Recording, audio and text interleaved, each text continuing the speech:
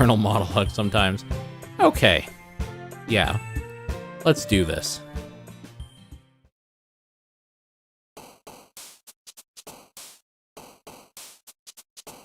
Oh my god, I just closed the game. Okay, there. The interesting stuff happens at the 2-hour mark. Alright, we're gonna get in with Yuri, you guys. I think she would like portrait. She would definitely like vivacious and imagination. Definitely determination. She probably likes disarray. And probably... maybe unstable? Yeah, okay. Yeah. I know she likes climax. Maybe judgment? What about aura? Yeah, okay.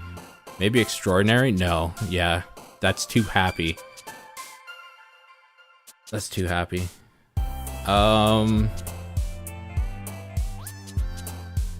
Probably secretive. Uncontrollable, definitely. Probably tragedy? Really? Okay, weird. Contamination for sure. After image probably. Misfortune probably. Really? Okay. Let's do essence. Let's do disoriented. Unrestrained. The thought of getting along with Yuri fills you with determination. Oh crap. I just closed the game again. Okay, there we go. Another day passes, time for the club meeting. Okay. Hi, Paul. Yo.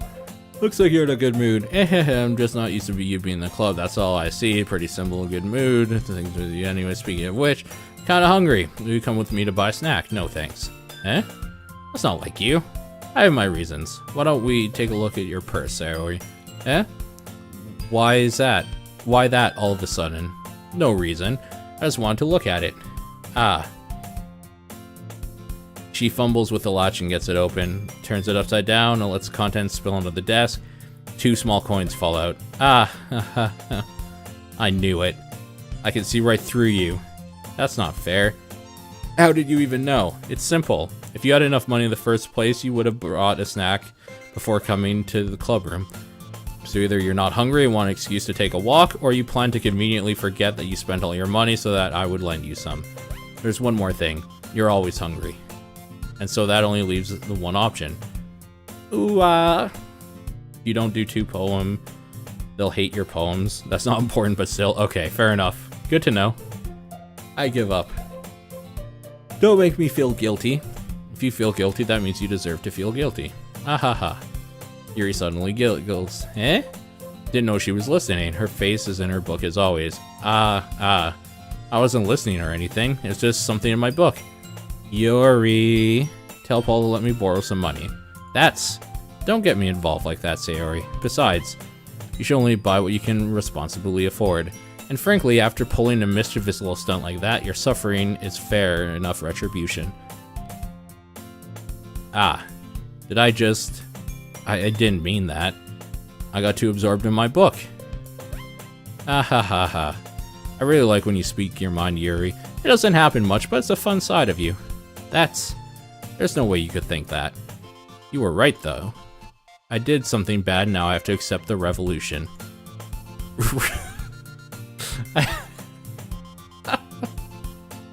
I have a cast of people in my mind. Like, I'm just thinking of the movie Mean Girls right now. And, like, it's working out in my head with, like, who the girls are. It's pretty good. Retribution. That, still, coming from you, Saori. I guess there's a little devil inside all of us, isn't there? Don't let her fool you. Saori knows exactly what she's doing. After all, she told you guys she was bringing me to the club before she even told me. But you wouldn't have come if it weren't for the cupcakes. So I had to connect Suki into making them. Come on, give me more credit than that. Pwap.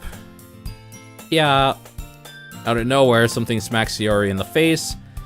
Ow. What was... A cookie? Sure enough, a giant cookie wrapped in plastic. Is this a miracle? I just watched Mean Girls again for the first time in a while. That movie's dope, man. A little dated, but still great. Yeah, it's a good movie. It's because I paid my restitution. Retribution. Actually, that one almost worked. Ah ha ha ha. I was just gonna give it to you, but then I heard you blab about the cupcakes. It's totally worth seeing your reaction, though. Ah ha ha ha. Natsuki? That's so nice of you. I'm so happy. Sayori hugs the cookie. Jeez, just eat it. He rapidly tears it open the wrapper, takes a big bite. So good.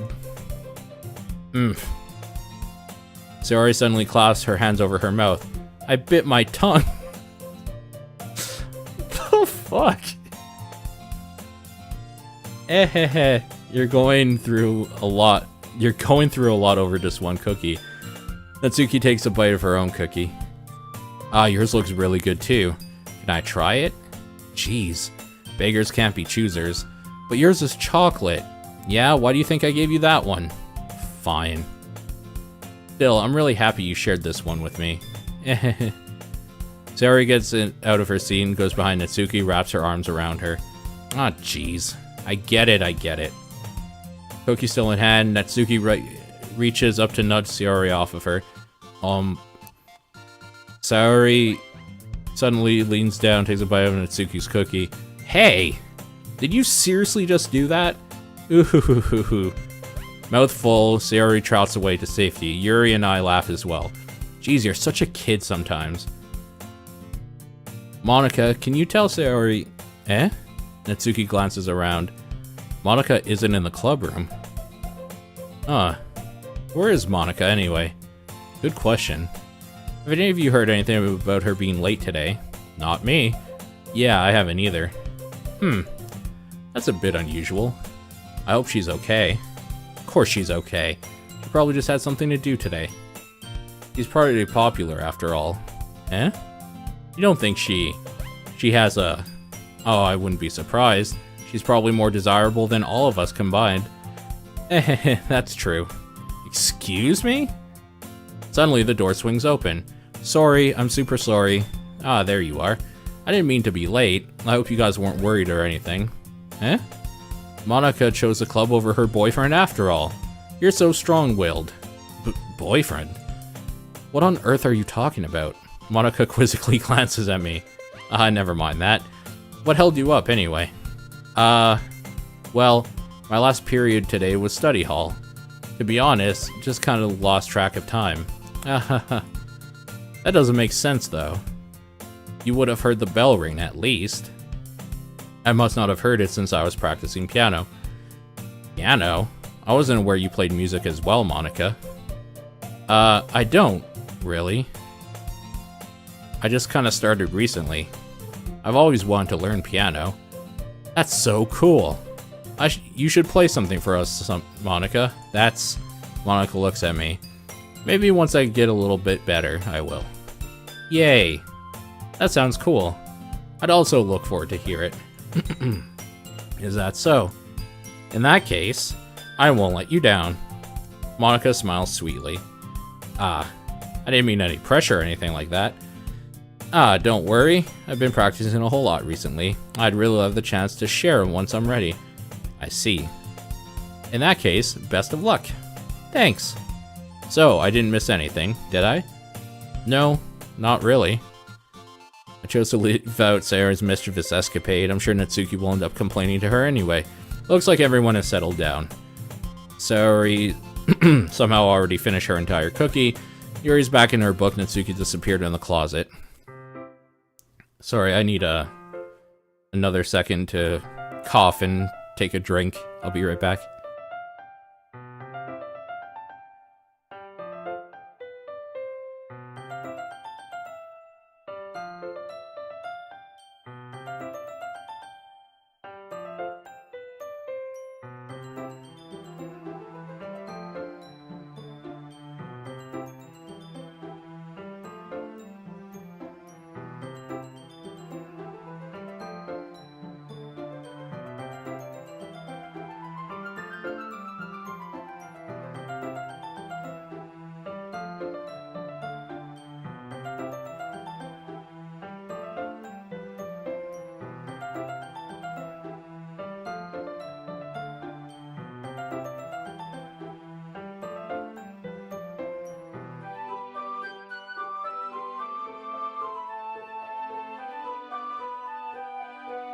Okay, I'm sorry. We did a podcast today wrapping up a bunch of end of the year stuff. Not for TDP, but for something else, so I've been talking for hours. Excuse me, that should be okay. Hey, Yuri. Eh? Ah. I suddenly noticed Yuri's reading a different book from the one we've been reading together. Sorry, I didn't mean to interrupt. Ah, no. I was kind of waiting for you. Ah, if that's the case, why don't we go ahead and get started? Yes, let's. Actually, I have a request. Do you mind if I make some tea first? Not at all. Thanks very much. If there's one thing that can make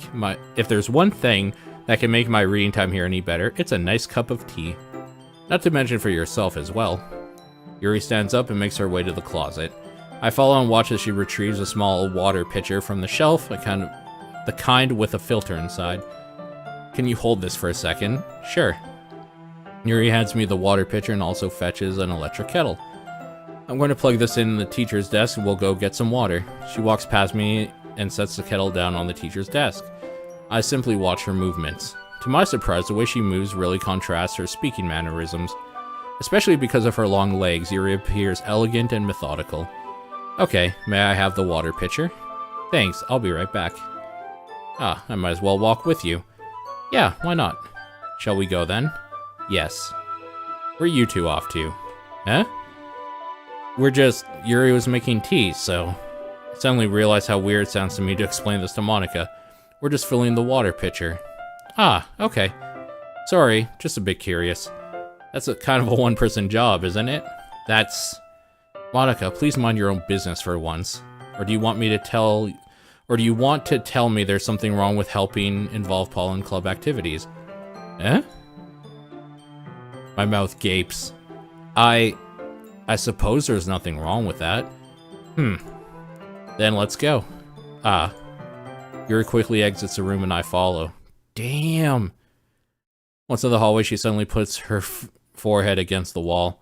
I spoke without thinking. How could I say something like that? Yuri, something about the way she said that. It made me feel so irritated. What's wrong with me? No, Yuri, is this where she becomes a monster? Is she gonna become a monster? I think you did the right thing. I wasn't expecting it, but it's also not right for Monica to judge people like that.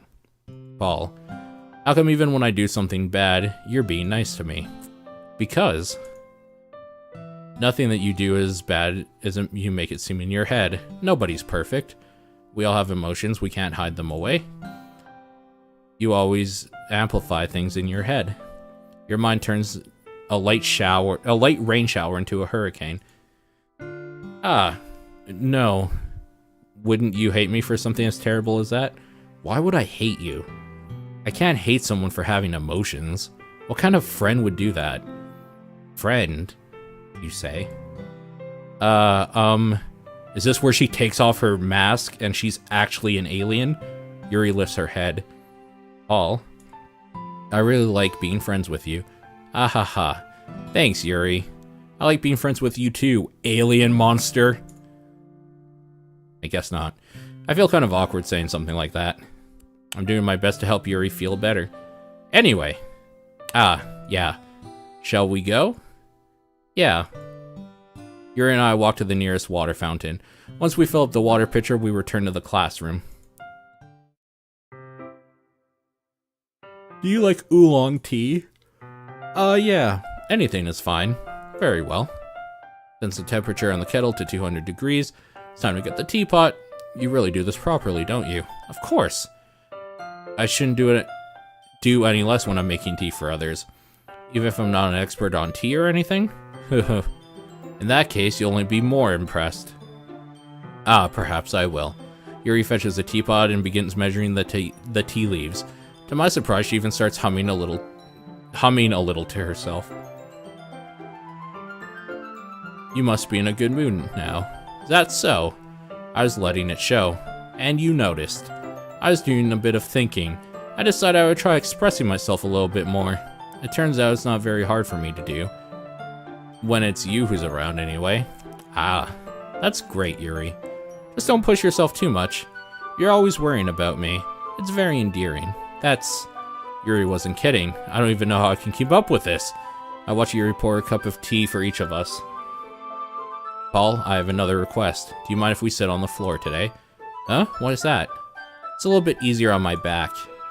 I can read with my back against the wall rather than bending at my desk. Sorry, I didn't realize. No worries. I just have back pain very regularly, so I do my best to manage it. Is that so? I wonder why that is. It's most likely because your posture, right? Always hunched over like that while reading? Yes. I have terrible reading posture, so that's why we should sit on the floor. Fair enough. I'll go ahead and get the book. I retrieve the book from my bag. I have some chocolate as well. It's a bag of small chocolate candies I keep hidden from Sayori's candy radar.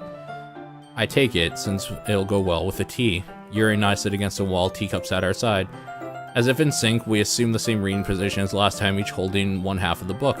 Except this time, our bodies are even closer to each other. I can't see too well. Yuri slides closer until our shoulders are touching. How am I supposed to focus on reading like this? Yuri was always kind of cute, but when she's being a little less apprehensive, it's almost more than I can handle. Your teacup. Yuri hands me my teacup. Holding it with my hand that's not holding the book, I end up in a position makes it even harder to focus. Because now I need to worry making sure I don't accidentally touch her chest. Meanwhile, Yuri hasn't noticed a single thing. She wears her intense reading expression. I can only presume the world around her has faded away. I use all my willpower to focus on reading. After a few minutes, I've finally managed to relax a little. I put the teacup between my legs and fumble with chocolate wrapper. Sorry. I briefly let go of the book to finish opening the wrapper. You can have as much as you want. That's okay. I won't take any. Huh? Are you sure? Well, if I touch it, I might get smudges on the pages. You're right. I didn't even think about that. My bad. No need to apologize. I'll hold the book, okay? Are you sure? Of course. Yuri opens the book with both hands. She holds it so I don't have any harder time reading from it. As a result, her left arm is practically resting on top of my leg. Well, in that case, Yuri's already totally focused on reading again. I take a chocolate candy and pop it in my mouth. Then I take another chocolate and hold it up to Yuri. She doesn't even look away from the book. She simply parts her lips as if this situation was completely natural. But that means I can't stop here. I apprehensively place the chocolate in her mouth. Just like that, Yuri closes her lips over it. Eh? Yuri's expression suddenly breaks. Did I just... Yuri looks at me like she needs to confirm what just happened. Paul? Sorry. I guess I shouldn't have done that. That's... Well, you were just helping. That's something that friends do. Right? I mean, not really in this kind of context, but yeah, that's all it was. Yeah, then you don't need to stop or anything. I see. The situation's gotten really tense. This is like super awkward cringiness right here. Oh, that's just like cringy, creepy shit. Yuri tries to return the book. I can tell by her expression she can't even focus now. My heart is pounding. I nervously take another chocolate between my fingers. This time Yuri's eyes meet mine. How did it even come to this? Yuri doesn't avert her gaze. I notice her chest rising and falling to the rhythm of her breaths. I raise my arm. Like before, Yuri parts her lips. This time, it's different. I take the chocolate and place it in her mouth. I feel her hot breath on my fingers. Oh. Okay, everyone. Yuri jolts back. It's time to share poems. Oh my god. Can you help Yuri put the tea? You can help her put away the tea stuff, right? Yeah, of course. Okay, thanks. The spell is abruptly broken. Oh, thank God. That was so cringy. This is the type of reason I fucking hate stuff like this. It was, just so weird. It'll take care of the cups. Yeah. Yuri picks up the teacups from the floor. I pick up the bag of chocolates. In the end, we hastily clean up without so much as a word between us. I get the feeling this is something neither of us have the courage to bring up. Oh, the poem stuff. Yuri's gonna love it, so let's... Who's the one that's gonna hate it? Natsuki's gonna hate it. Absolutely hate it. I liked your last one better. Yeah, I can tell you were a little more daring with this one. But you're really not good enough for that yet. It fell flat. That may be true. I wanted to try something different. I'm still figuring this all out. I mean, I always like poems that aren't trying too hard. I hate when people try to sound fancy or add more meaning just by using annoying and complicated language. Just make it simple, cute, and to the point. Yuri's head over heels for this cryptic nonsense, but I see right through it that BS. Ha! Making your reader look so hard for all the deep meanings is just an excuse to have no meaning at all. I guess that's one way of looking at it. Well, everyone has their own opinion, but my opinion is the best opinion. I'm sure you figured that out already. Well, here's my poem. Maybe you'll learn something. Amy likes spiders. You know what I heard about Amy? Amy likes spiders. Icky, wriggly, hairy, ugly spiders. That's why I'm not friends with her. Amy has a cute singing voice. I heard her singing my favorite love song. Every time she sang the chorus, my heart would pound to the rhythm of the words. But she likes spiders. That's why I'm not friends with her. One time, I hurt my leg really bad. Amy helped me up and took me to the nurse. I tried to not let her touch me. She likes spiders, so her hands are probably gross. That's why I'm not friends with her. Amy has lots of friends. Has a lot of friends. I always see her talking to people. She probably talks about spiders. What if her friends start to like spiders too? That's why I'm not friends with her. It doesn't matter if she has other hobbies. It doesn't matter if she keeps it private. It doesn't matter if she doesn't hurt anyone. It's gross. She's gross. The world is better off without spider lovers, and I'm gonna tell everyone. Not bad, right? It's quite a bit longer than yesterday's. Yesterday's was way too short. I was just warming up. I hope you didn't think that was the best I could do. No, of course not. Anyway, the message is pretty straightforward in this poem. I doubt I have to explain it. I mean, she's got a point. It's a pretty self-explanatory poem, I would say. I would say there's probably not a whole lot of hidden context to it.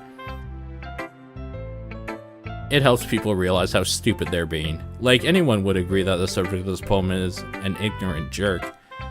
You know people like that? Of course. It's about how everyone thinks that doesn't matter. It can be about anything. I wrote it to be easy to relate to. Everyone has some kind of weird hobby or guilty pleasure, something you're afraid people find out and they make fun of you or think less of you. That just makes people stupid. Who cares what someone likes as long as they're not hurting anyone and it makes them happy? I think people need to learn to respect others for liking weird things. Well, you're definitely right. At least I can relate to that, and I'm sure a lot of other people can too. That's what I do best, after all. I don't like writing unless there's a good message to take away from it. Like, conveying emotions is important, but I want to make people think, not just feel. Remember that. I'm gonna write a good one for tomorrow too, so look forward to it.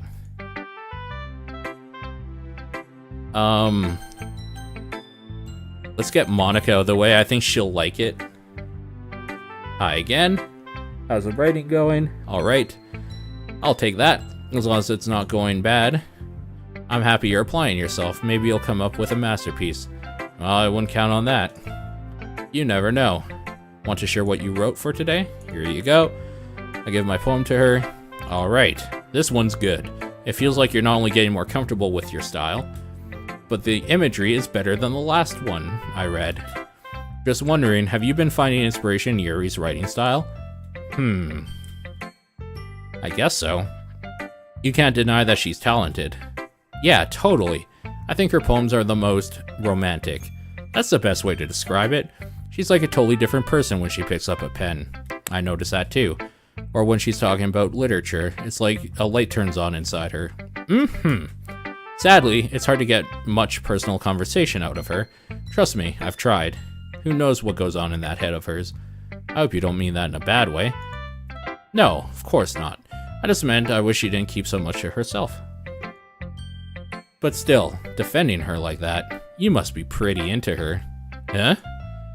You completely misunderstood. Ah ha ha, calm down, I'm kidding. Besides, I'm pretty sure she's already got a boyfriend. Wait, really? Yeah, a fictional one anyway. Monica kind of whispers that last part to me. Just a hunch, but, well, not really anything wrong with that. Oh, well, I know. I was just saying. But anyway, you want to read my poem now? I like the way this one turned out. I hope you do too. Alright, let's take a look. Save me. The colors, they won't stop. Bright, beautiful colors. Flashing, expanding, piercing, red, green, blue, an endless cacophony of meaningless noise. The noise, it won't stop. Violent, grating waveforms. Squeaking, screeching, piercing. Sine, cosine, tangent. Like playing a chalkboard on a turntable. Like playing a vinyl on a pizza crust. This line is amazing. Like playing a vinyl on a pizza crust. An endless poem of meaningless. Load me. Okay, hold on. Twitter name is changing right now. Let's just open my profile here. Oh my god, how the fuck do you change your Twitter name on this stupid site?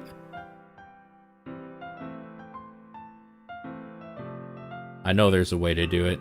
Just bear with me for a second. Because if I don't do it now, I'll forget. And that is no good.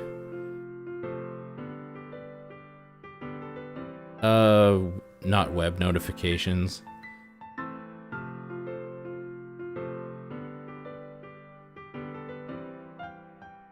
Well, there used to be a way to change your name. I don't actually know how to do it on here.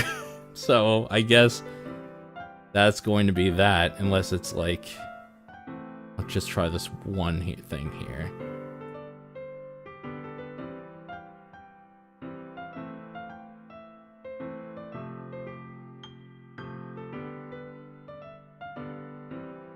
Plain vinyl on a pizza crust. Okay, it didn't change. Whatever, continue on. You go to your main page and there's an edit profile button on the right side. Oh, you have to go to your main page. I see. I understand.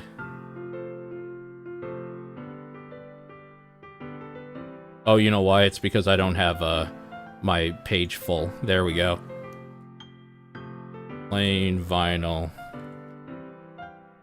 on a pizza crust. Save changes. Dope. Done. Okay. Most important thing of tonight is complete. Back into the game. Alright, later, fantastic. There we go. It's even more abstract than your last one, huh? Ah ha ha ha. I guess it's just the way I write. Sorry if you don't like it. No, I never said that.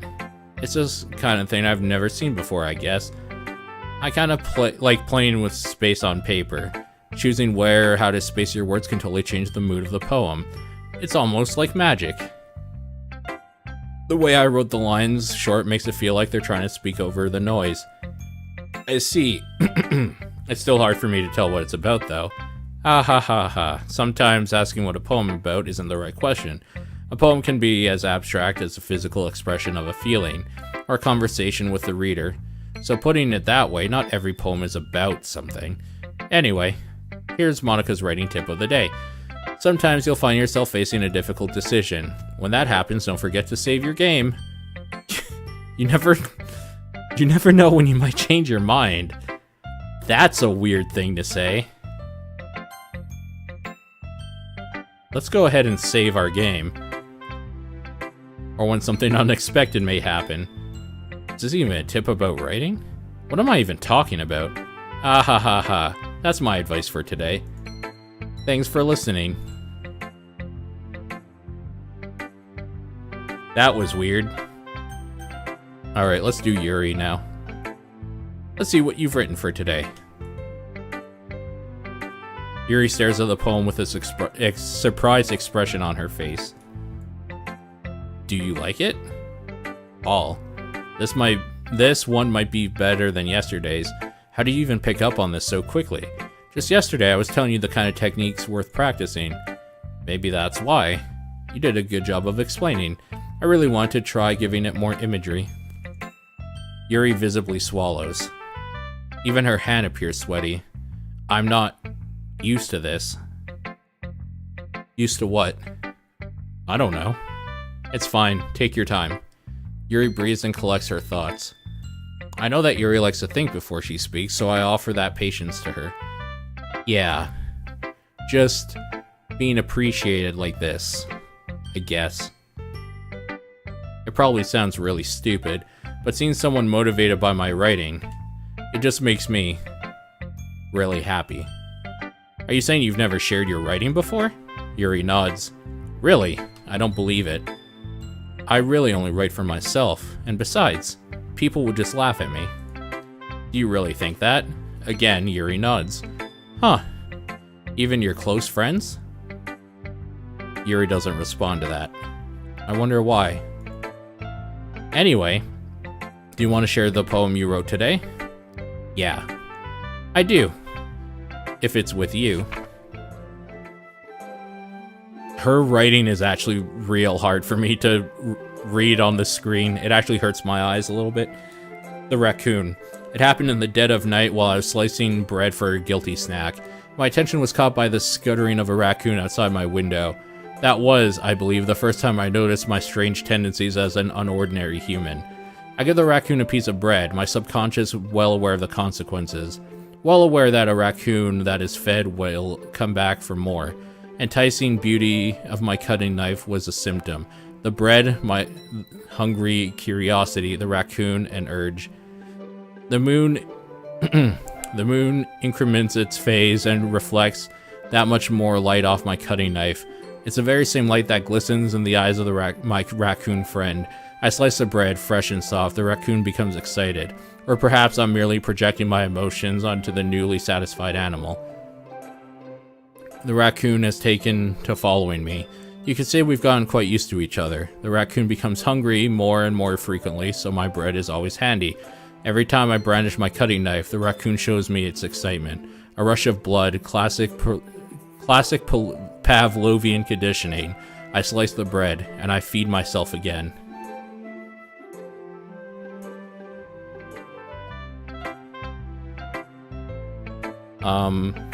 I was a little more daring with this one than yesterday's. I can see that. It's a lot more metaphorical. I don't know if it's my fault, but I can't begin to imagine what this poem is about. That's right. That's a bit closer to my preferred writing style. I really like the self-monologue. The, inner monologue dialogue stuff that pops up. Using the poem as a canvas to express vivid imagery and conveying emotions through them. Yeah, if I take it at face value, then I can't even figure out what it's supposed to mean. Well, I think it's something that different people can relate to in their own way. I wanted to express the way it feels for me to indulge in my more unusual hobbies. It's those sorts of things I'm usually forced to keep to myself. So, I sometimes enjoy writing about them. Huh, that's funny. Didn't Natsuki also write something about that? About someone being ridiculed for a strange interest? Huh? She did? Yeah.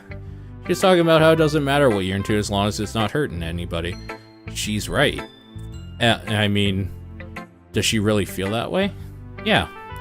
Sounds like you two have that in common. That's interesting. To me, she seemed like the kind of person who would make fun of my hobbies, but I suppose that's my fault for judging, isn't it? Ah, please don't tell her I said that. Ah ha ha, don't worry, I have no reason to. Okay. Well, thank you for sharing it with me. After all, if I hadn't learned to embrace my own weirdness, I probably would hate myself. I might be ranting a little bit now, but I'm glad you're a good listener. You're good at a lot of things. writing, listening. There really aren't many people like you. That's exaggerating a little bit. That's just how I feel. I never thought I'd be so comfortable sharing my writing, but now I almost feel I look forward to it. It's just a really nice feeling, and you're to thank for that. It's nothing, really. Yuri smiles sincerely at me. For just a moment, her timidness? That's a weird word. Seems to disappear.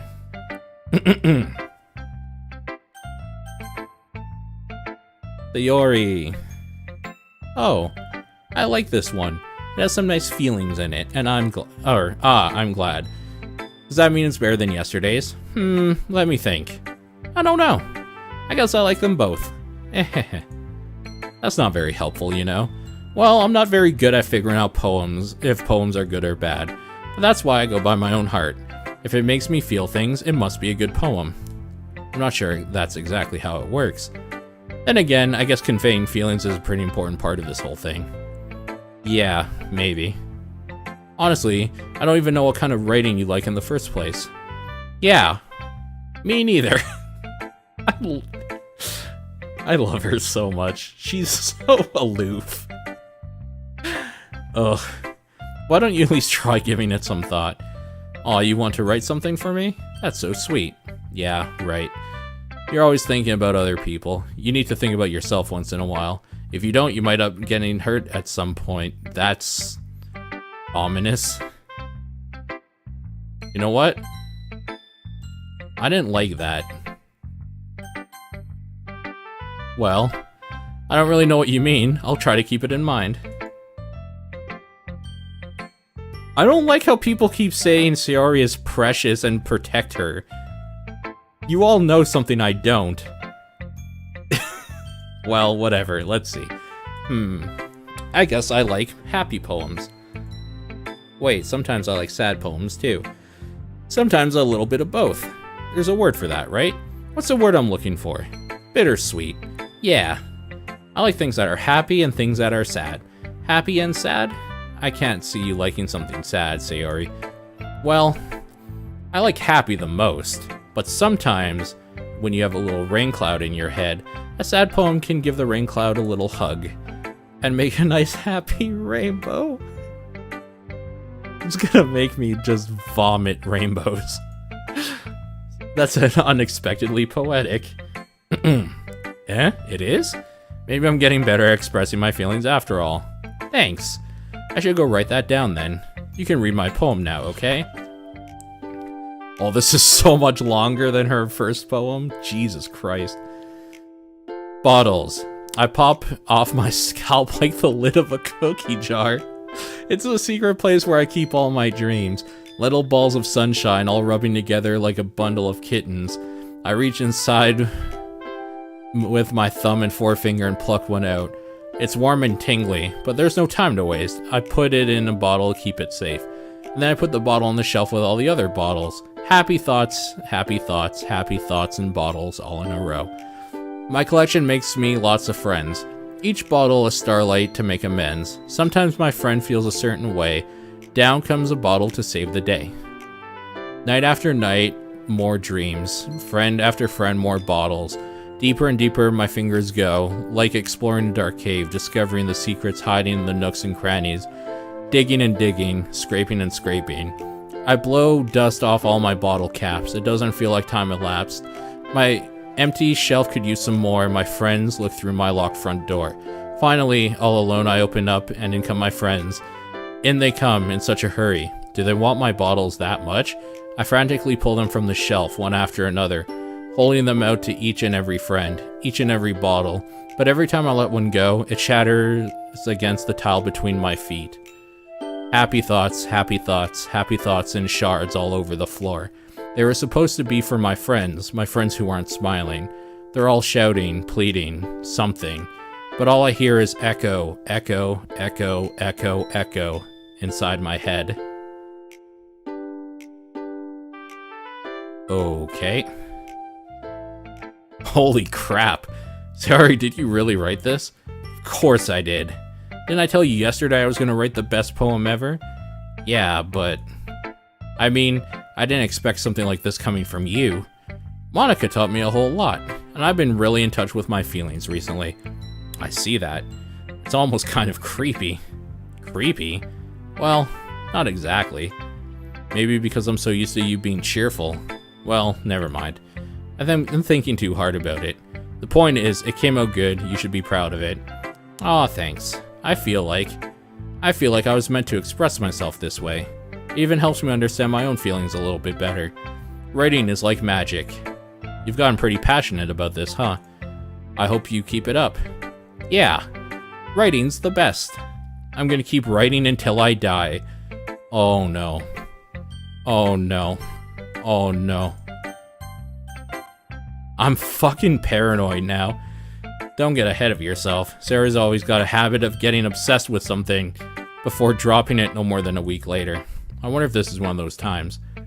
Seeing the passion in her eyes make it hard for me to be pessimistic. Okay, everyone. We're all done reading each other's poems, right? I have something extra planned today for... I have something extra planned today, so if everyone could come and sit at the front of the room. Is this about the festival? Well, sort of. Do we really have something for the to do something for the festival? It's not like we can put together anything good in just a few days. We'll just end up embarrassing ourselves instead of getting any new members. That's a concern of mine as well. I don't really do well with last minute preparations. Don't worry so much. We're going to keep it simple, okay? We won't need much more than a few more decorations. Sari's been working on posters. I've designed some pamphlets we can give out during the event. Okay, that's great and all. That doesn't tell us what we're actually going to be doing for the event. Sorry, thought you heard about it already. We're going to be performing. Performing? Monica? Yeah, we're going to have a poetry performance. Each of us is going to choose a poem to recite during the event. But the cool part is, we're going to let anyone else come up and recite poems too. Sarah's putting it on the posters in case anyone wants to prepare ahead of time. Sarah, who's been coloring a poster, holds it up for us to see. Are you kidding me, Monica? You didn't already start putting those posters up, did you? Well, I did. Do you really think it's that bad of an idea? Well, no. It's not a bad idea, but I didn't sign up for this, you know? There's no way I'm going to be performing in front of a group of people like that. I agree with Natsuki. I could never, in my life, do something like that. Imagining it, Yuri shakes her head in fear. Guys. No, Sayori. I understand where they're coming from. Remember that Natsuki and Yuri have never shared their poems with anyone till just a couple days ago. That's a lot for them to recite their poems out loud to a whole room full of people. I guess I kind of overlooked that. So, I'm sorry. But, I still think we should give it our best. We're the only ones responsible for the fate of this club. If we start the event and put on a good performance, then it will inspire others to do the same. And the more people who perform, the better we'll be able to show everyone what literature is all about. Yeah, it's about expressing your feelings, being intimate with yourself, finding new horizons, and having fun. That's right. And it's those reasons that we're all in this club today. Don't you want to share that with others? To inspire them to find the same feelings that brought you in here in the first place? I know you do. I know we all do. And if all it takes is standing in front of a room for 2 minutes and reciting a poem, then I know you can do it. Natsuki and Yuri remain silent. Sayori looks worried. I guess that leaves me no choice. I agree. I don't think it's too much to ask. I think Sayori and Monica have been trying really hard to get new members. The least we can do is help them out a little bit. Well, maybe, but it looks like Natsuki doesn't have any arguments left. Okay, fine. I guess I'll just have to get over with it. Or you get it over with. Alright. Phew. Thanks, Natsuki. What about you, Yuri? Yuri dejectedly glances at everyone else's expectant faces. I guess I don't really have a choice. Ahaha, that's everyone. You're the best, Yuri. This club is seriously going to be the death of me. Every time something bad sounds like it's gonna happen, I'm gonna save. You'll be fine, Yuri. But anyway, let's move on to the main event. I want each of you to choose a poem of yours. We're going to practice reciting them in front of each other. No way, Monica. This is too sudden. If you can't recite your poem in front of the club, how do you expect to do it in front of strangers? Oh no. Don't worry. I'll start off to help everyone feel a little more comfortable. Can I go next? Of course. Now, let's see. Monica flips through her notebook to the specific poem she has in mind for herself. Then she stands behind the podium. The title of this poem is The Way They Fly. Ahem. Monica begins reciting her poem. Her clear, confident voice fills the room. More than that, her inflection is pristine. She knows exactly how to apply emotion behind each line she recites, bringing the words to life. Is this something she's done before, or is she simply a natural? I glance around me. Everyone has their eyes on Monica. Sayori looks amazed. Yuri has an intense expression on her face I don't understand. Finally, Monica finishes the recitation? How would you say that word? I guess I've never really tried to read that word out loud. The four of us applaud. Monica takes a breath and smiles. That was so good, Monica. Thank you very much. I was hoping to set a good example. Are you ready to go next? I'll go next. Yuri's fired up all of a sudden. Yuri clutches a sheet of paper between her hands and stands up. Keeping her head down, she walks quickly over the podium. This poem is called... Yuri anxiously glances at each of us. You can do it, Yuri. It's called After Image of a Crimson Eye. Yuri's voice shakes as she starts reading the poem. Just a moment ago, she practically refused to do this. Why is she suddenly putting so much effort? As Yuri gets past the first couple of lines, her voice changes. It's almost like what happens when Yuri gets absorbed into her books. Her quivering words transform into sharp syllables of a fierce and confident woman. The poem is full of twists and turns and structures that she enunciates with perfect timing. This must be a rare glimpse into the whirling fire Yuri keeps concealed inside her head. Suddenly, she's finished. Everyone is stunned. Yuri snaps back to reality and glances around as if bewildered even herself. It's up to me to save the situation. I'm the first to start applauding. Everyone joins me afterward and we give Yuri the recognition she deserves. It's not that we didn't want to applaud for her, but we were caught so off guard that we must have forgotten. As we applaud, Yuri holds the poem to her chest and rushes back to her seat. That was really good. Thank you for sharing. Looks like Yuri is down for the count. Okay, I guess I'm next then. This one's called My Meadow. Ha ha. Sorry, I giggled. Sayori, it's a lot harder than I thought. How did you guys do it so easily? Try not to think like you're reciting it to other people. Imagine you're reciting it to yourself, like in front of a mirror or in your own head. It's your poem, so it'll come out best that way. I see. Okay then. She begins reciting her poem. Somehow it feels like her soft voice was made as a perfect match.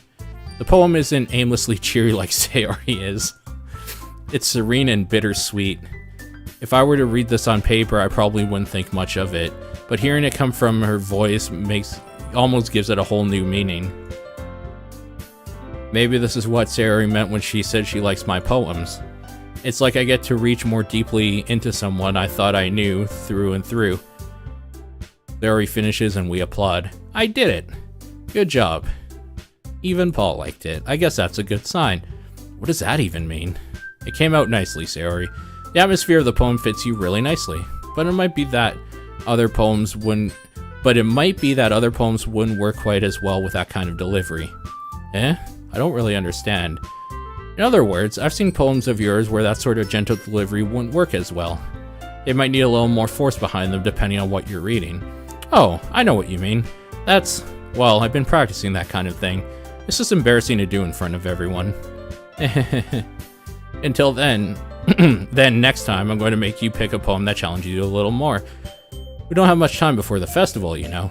Okay, now who's next? Natsuki? Don't make me go before Paul.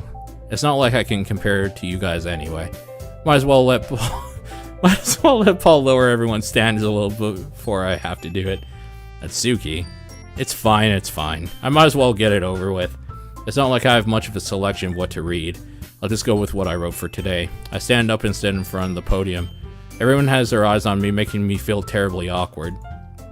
I recite my poem. Since I'm not exactly confident in my own writing, it's hard to put energy into it. Despite that, once I finish, I receive applause anyway. Sorry, it's really not as good as everyone else. Don't worry about it so much. I think it's less about your abilities and more about your lack of confidence in your writing. That's something that'll improve over time, though. Yeah, maybe. Alright then. That just leaves you, Natsuki. Yeah, I'm going. Natsuki begrudgingly gets out of her seat and makes her way to the podium. The poem is called... Why are you all looking at me? Because you're presenting. Anyway, the poem is called Jump. Natsuki takes a breath. When she starts reciting the poem, her sour attitude disappears a little. While she's still a little unenthused, her poem has a rhythm and rhyme to it. It's Natsuki's trademark style and it works surprisingly well when spoken out loud. The words feel like they bounce up and down as if giving life to the poem. Natsuki finishes and everyone applauds. She huffs back to her seat. That wasn't so bad, was it? Easy for you to say. You better not make me do that again. Ah, well, you do at least feel prepared enough to recite a poem in front of other people. I mean, doing it in front of other people will be way easier. I can put on whatever face I want for other people, but when it's just my friends, it's just embarrassing. That's a surprise, Natsuki. I think it would be the other way around for me. Well, that's just how it is, so... Well, I guess in that case, you won't have much to worry about for the festival. That said, I want to thank everyone for coming through. It might be hard, but I hope you have an idea of what it's like now. Make sure you pick a poem and get enough practice before the festival, okay? I'll be making pamphlets, so let me know ahead of time what you'll be reciting. Jeez, I should probably find some other poem to recite instead.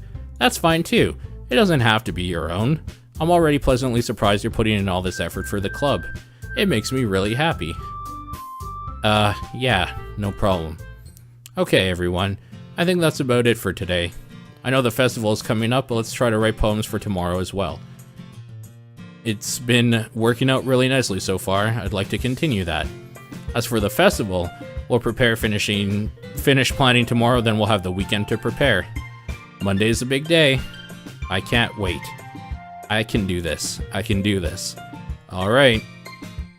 I stand up. There's no way I'll be able to find the same enthusiasm as Sarah and Monica. I do my best to get through it.